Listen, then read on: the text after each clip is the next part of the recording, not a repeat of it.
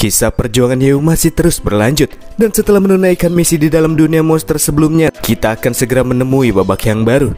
Namun sebelum kita masuk ke dalam ceritanya, saya ingin membawa kabar yang nampaknya akan berdampak pada konten selanjutnya nih teman-teman.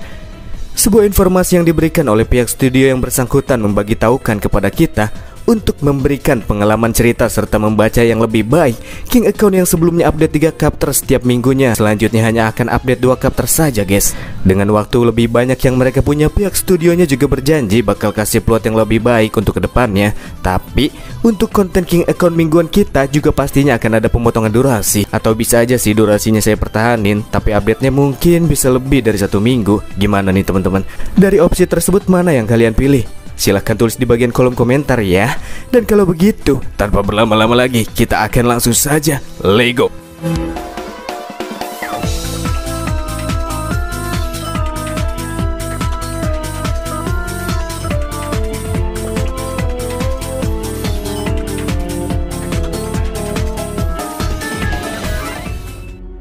Pada permulaan cerita kali ini kita akan dibawa menuju sebuah tempat yang berlokasi di daerah hutan belantara sekitar zona aman barat daya, atau lebih tepatnya di kota pengungsi. Sebuah tempat terpinggirkan yang dibangun secara mandiri oleh orang-orang di luar zona agar mereka bisa terhindar dari serangan para monster yang berkeliaran di alam liar. Namun di hari itu, seorang penjaga keamanan yang melakukan pemantauan memberikan laporan kepada para warga pengungsi serta meminta mereka semua untuk segera mengemas barang-barang bawaan mereka secepat mungkin dan keluar dari lokasi pengungsian tersebut. Di antara semua pengungsi yang mendiami tempat tersebut, kita akan diperlihatkan dengan sebuah keluarga kecil yang terlihat sedang mengemas barang bawaan mereka. Dan dari penjelasan si suami, kita akan dijelaskan dengan situasi yang sedang terjadi. Dikatakan bahwa lokasi pengungsian mereka baru-baru ini didatangi oleh beberapa orang pengungsi dari tempat lain. Dan para pengungsi dari luar tempat tersebut datang dikarenakan tempat mereka telah dihancurkan oleh para monster yang melakukan penyerangan. Dan kemungkinan besar kota pengungsian ini juga akan menjadi target selanjutnya. Dari arah lain kemudian anak dari keluarga kecil ini pun bertanya kepada sang ayah serta ibunya yang terlihat sangat sibuk kemanakah tujuan mereka pergi untuk selanjutnya.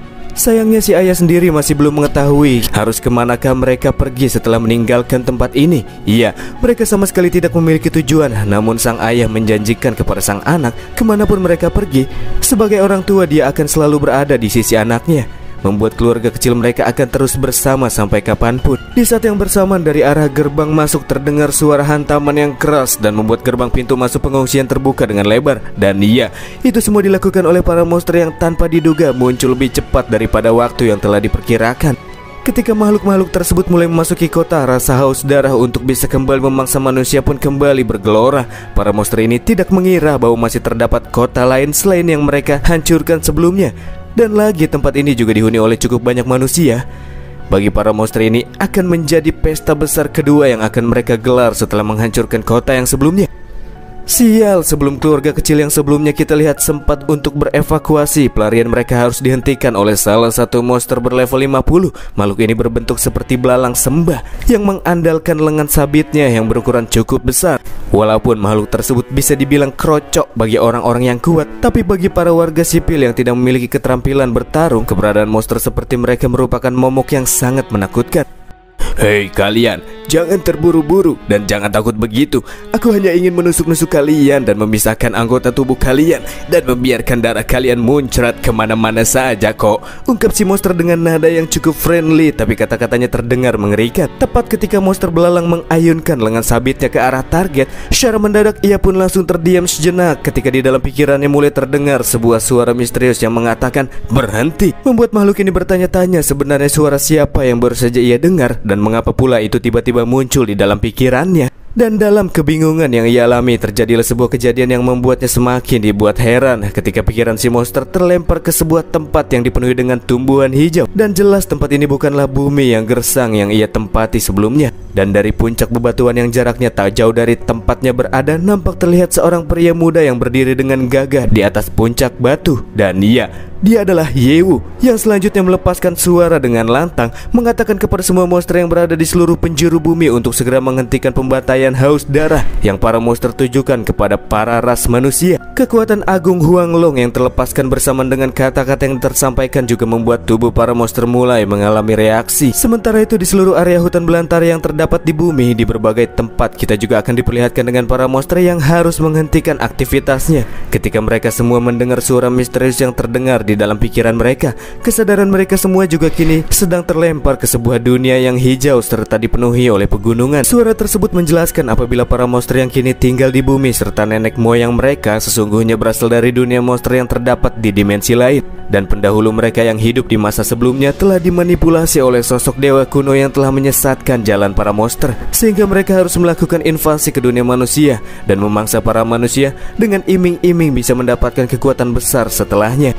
Yeo juga memperkenalkan jika dirinya sebagai raja monster yang baru saja naik tahta, dan dia jugalah yang telah memimpin klan monster di dunia monster untuk berperang melawan dewa kuno yang telah mengendalikan para monster dari balik layar selama ini.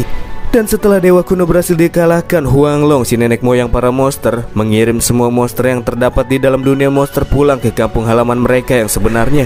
Dan tempat tersebut merupakan dunia indah yang kini Yeo perlihatkan di dalam kesadaran para monster saat ini.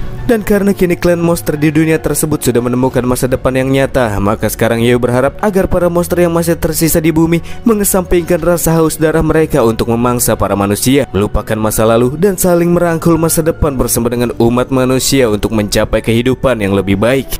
Sebagai sosok monster yang terlahir di bumi, si belalang malah merasa jengkel karena Yeo malah menarik kesadaran miliknya ke tempat ini, padahal ia baru saja ingin berpesta dengan memangsa para manusia. Dan baginya saran yang baru saja Yeo sampaikan itu semua tidak lebih dari sekedar omong kosong yang tidak ada hubungannya dengan dia. Yeo pun menegaskan jika apa yang sebelumnya ia sampaikan itu bukanlah saran melainkan perintah yang mutlak. Tapi si belalang nampaknya masih tidak mau mendengarkan perintah Yeo, karena baginya Yeo ini bukanlah siapa-siapa.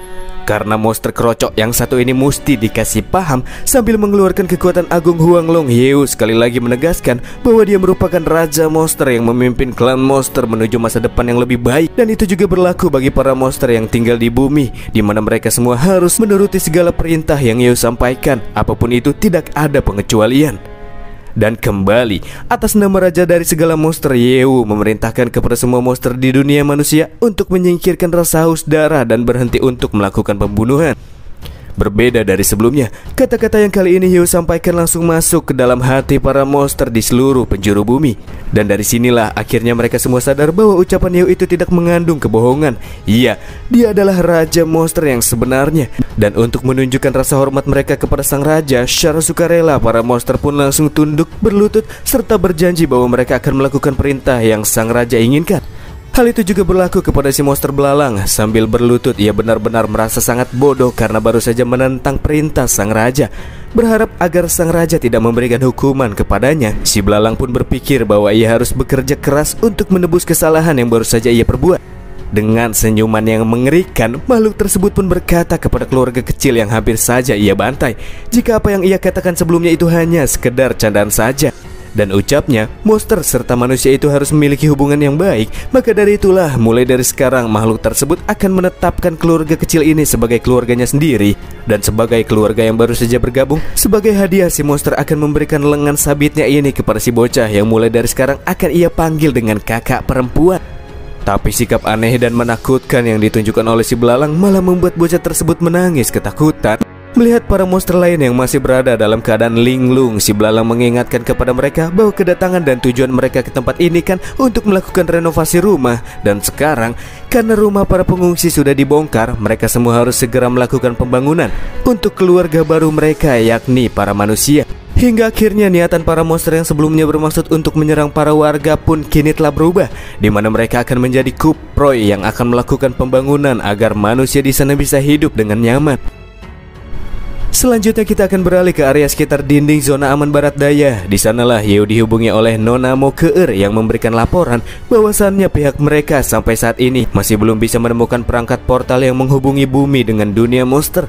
Padahal Hanmo sebelumnya sudah menggelar sayembara untuk mencari perangkat tersebut, tapi hasilnya nihil. Atas laporan si Nona, Hyo pun mengatakan bahwa ia tidak perlu merasa khawatir lagi tentang keberadaan portal tersembunyi tersebut dan bla bla bla.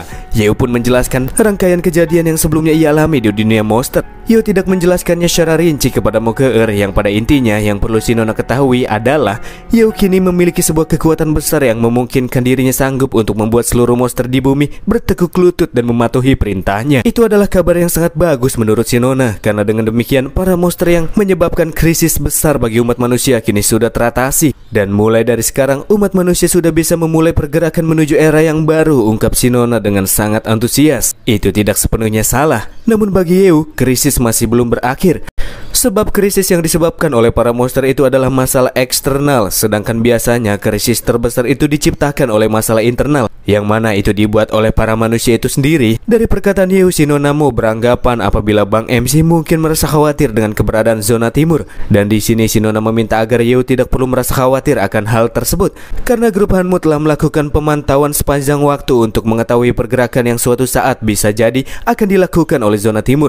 Namun sebenarnya di sini Hyo sedang tidak merasa khawatir dengan orang-orang dari wilayah timur. Ia hanya sedang meratapi nasib seluruh umat manusia yang harus hidup dalam era yang sangat aneh seperti sekarang. Dan sebelum menutup panggilannya, di sini Hyo meminta si Nona Mo untuk berusaha mengumpulkan pecahan batu dunia yang masih tersebar di segala tempat, karena batu dunia merupakan sebuah kunci yang akan membawa seseorang mengetahui keberadaan serta kebenaran akan dunia ini.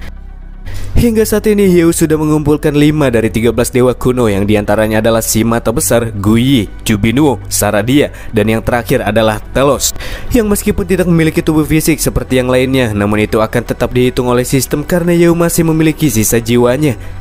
Dan di antara dewa kuno yang tersisa di tempat lain sudah diketahui zona timur memiliki 2 yang lainnya, dan satu lagi ada juga Bard, si dewa kuno yang berada di dalam dunia Shadow King Laguna.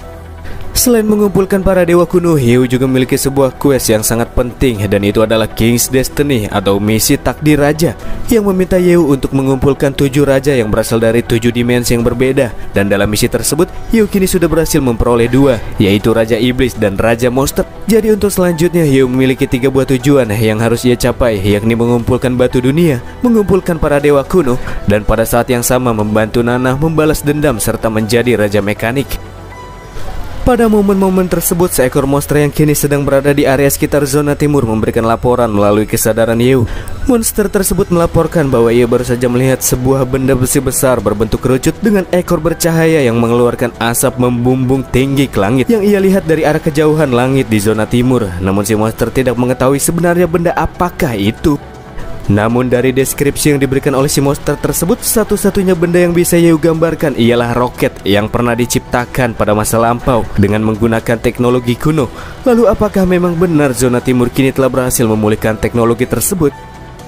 Dan ternyata benar saja, ketika kita dibawa menuju tempat di mana si monster melihat benda tersebut, nyatanya itu benar-benar memang benar sebuah roket yang tengah dalam perjalanan menuju ke angkasa.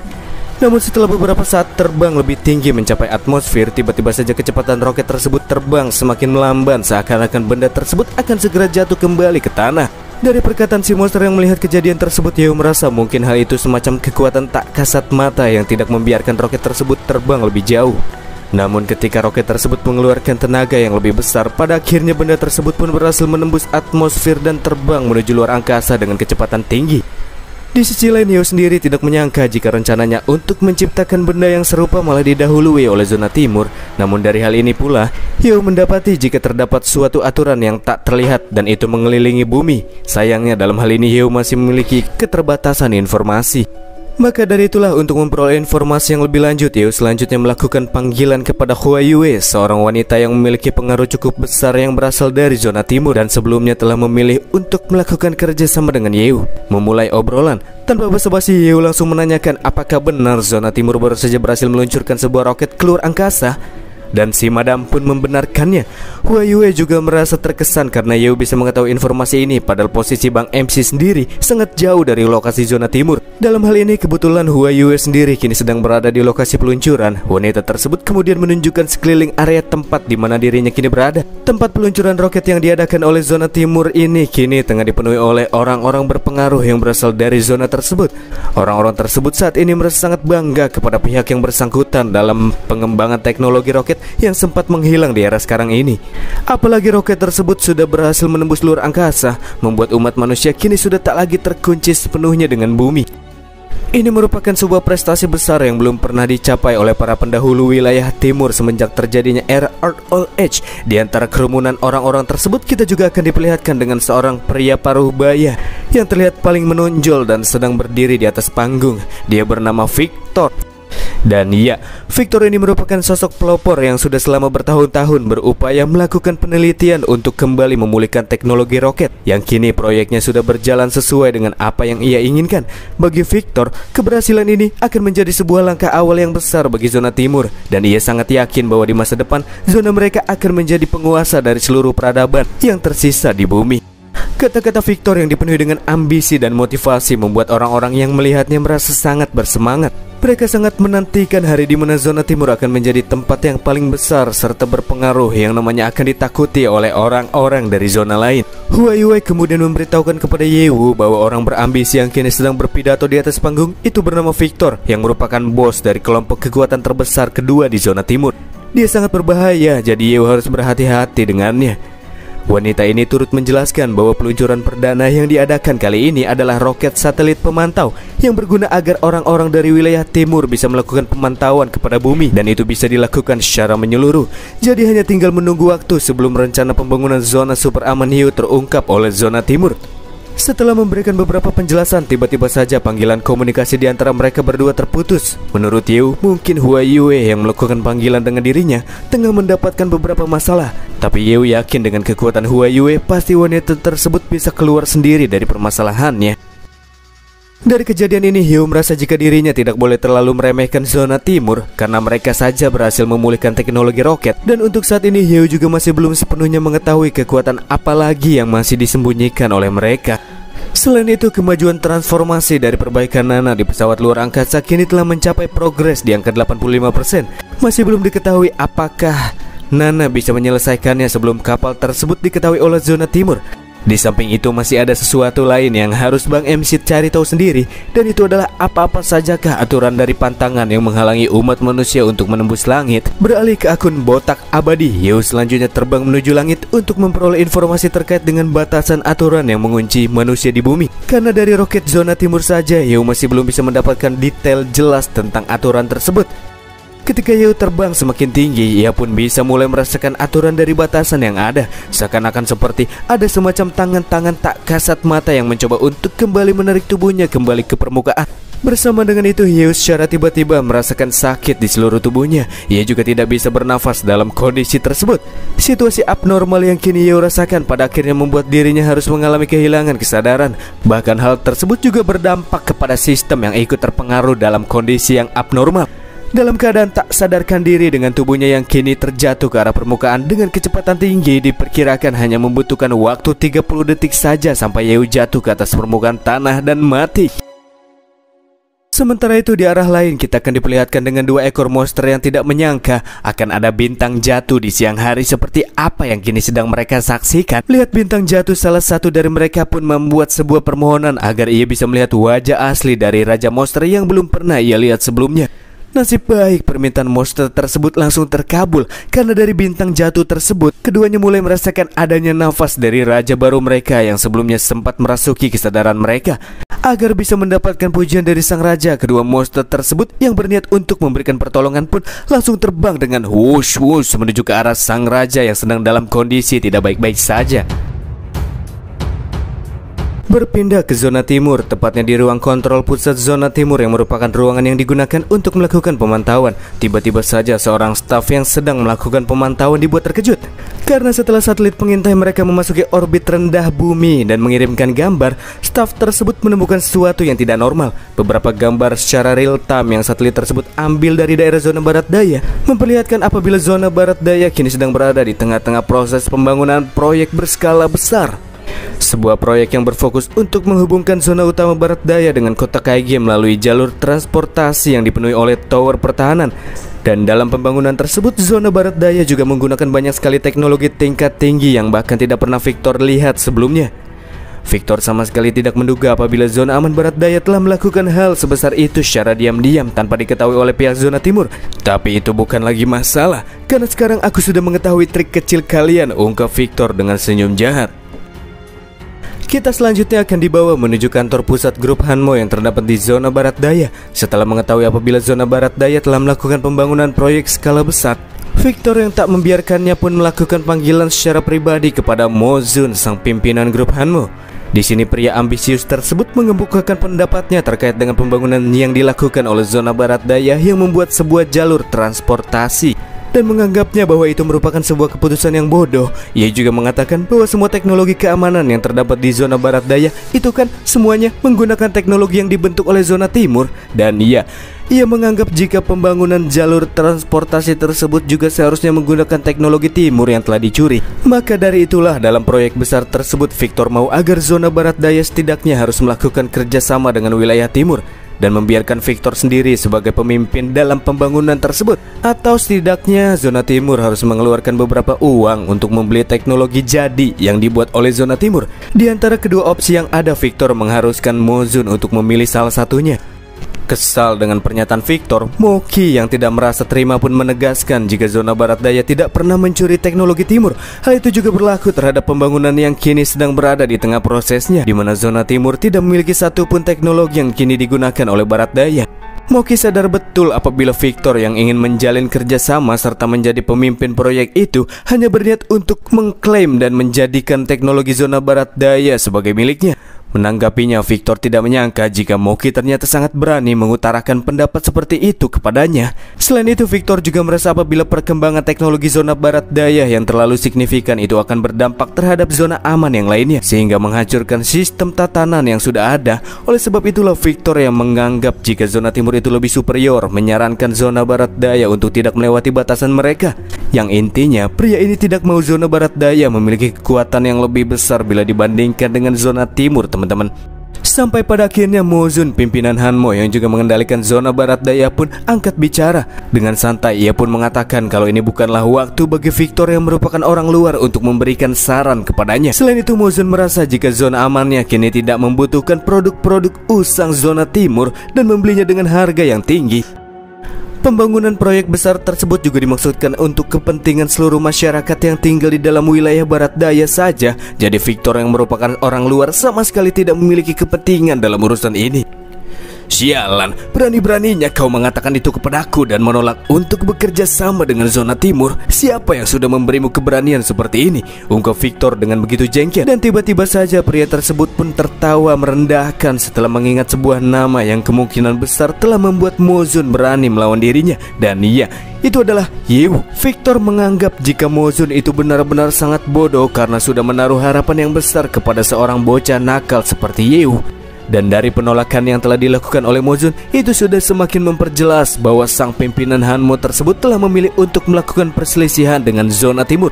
Victor turut mengancam Mo Zun yang sudah melakukan penolakan jika selanjutnya zona barat daya yang telah memilih untuk menjadi musuhnya akan segera menerima konsekuensi yang besar dan tak terhindarkan.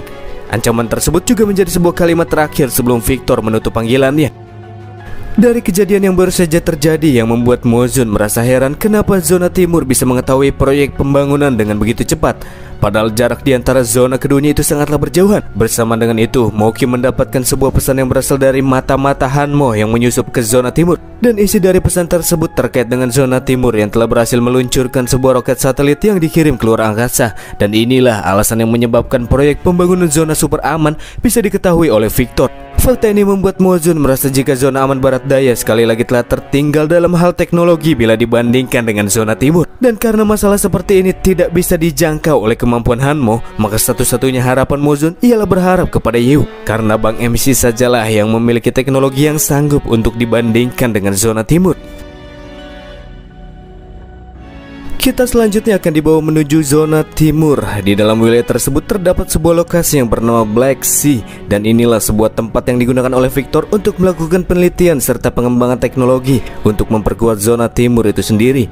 Di dalam sebuah ruangan terdengar pula suara tawa yang cukup heboh dari staf-staf yang bekerja di tempat tersebut. Mereka semua tertawa setelah mendengar rencana zona barat daya yang dianggap seperti sebuah omong kosong. Karena dengan teknologi mereka yang terbelakang, bisa dipastikan rencana tersebut akan berakhir dengan kegagalan, yang pada akhirnya proyek yang dikerjakan di area hutan belantara tersebut akan berakhir hancur di tangan para monster liar serta para penjara yang tinggal di hutan belantara. Apa yang telah mereka lakukan hanyalah menyia-nyiakan material yang mereka miliki. Dan dalam kasus ini, para staf merasa jika mereka kini hanya perlu duduk manis sambil menonton proyek zona barat daya yang akan segera hancur dengan sendirinya.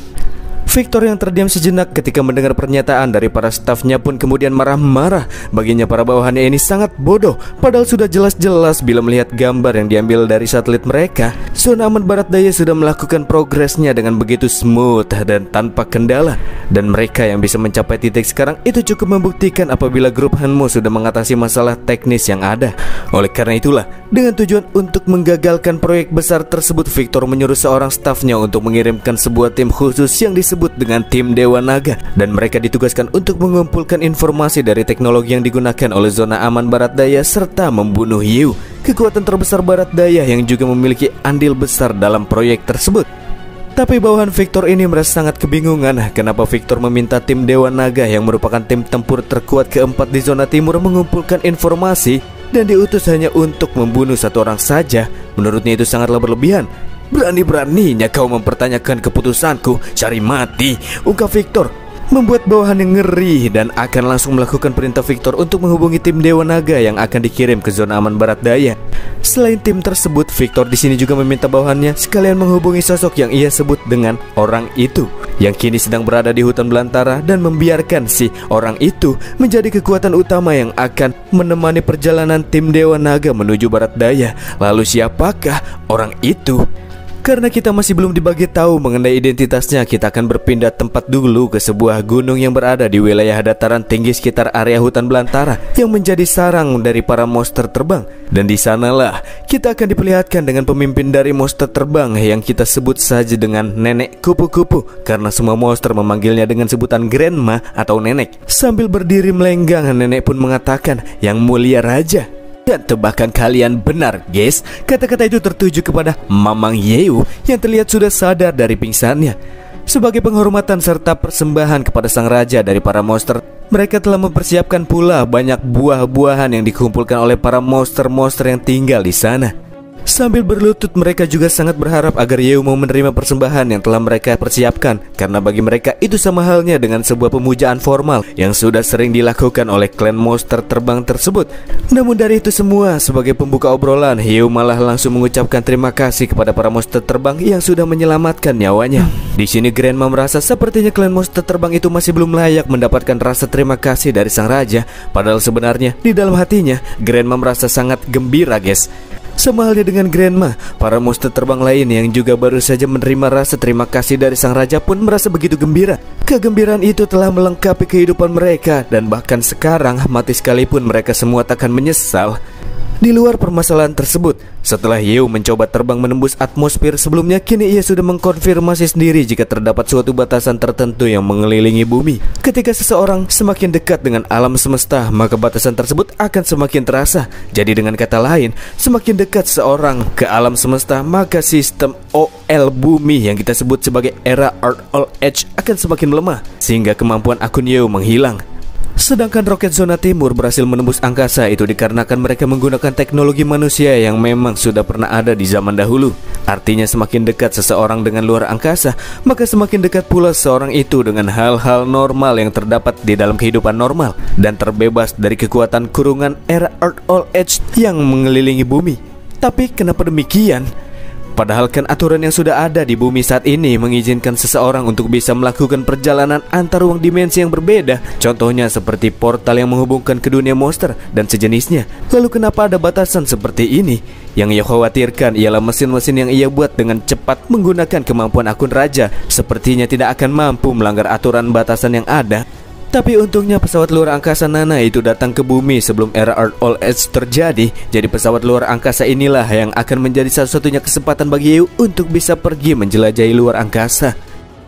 Untuk sekarang Yew merasa jika pihaknya kini harus mempercepat proses perbaikan pesawat luar angkasa tersebut. Apalagi zona timur kini sudah memimpin setelah mereka berhasil meluncurkan roket satelit yang digunakan untuk memantau kondisi bumi. Di saat itulah Mozun melakukan panggilan. Dengan panik ia melaporkan kepada Yew bahwa zona timur kini sudah mengetahui proyek pembangunan mereka. Dan Mozun juga telah memutuskan tali silaturahmi di antara dirinya dengan zona timur. Setelah hubungan di antara mereka berdua kacau, Mozun sangat yakin selanjutnya zona timur akan segera mengirim pasukan untuk membuat kekacauan. Karena zona super aman masih belum selesai dan masih di tahap pengerjaan, Mozun merasa khawatir jika zona timur yang memiliki kekuatan serta teknologi yang lebih mumpuni dari mereka akan menghancurkan zona super aman yang masih dalam tahap pembangunan, membuat segala upaya yang selama ini dilakukan akan berakhir sia-sia. Tapi nang-nang saja Mozun, tak perlu merasa khawatir karena ketika musuh mencoba memasuki wilayah zona super aman yang masih dibangun, orang-orang zona timur harus melewati kota Kaige yang sekarang disebut sebagai zona aman kedua barat daya terlebih dahulu, dan rekonstruksi di sana kini sudah rampung. Yew juga berjanji bahwa dirinya sendirilah yang akan memberikan jamuan terbaik kepada orang-orang dari zona timur yang akan segera datang berkunjung ke sana. Bau-bau pembantaian sudah tercium nih. Wah.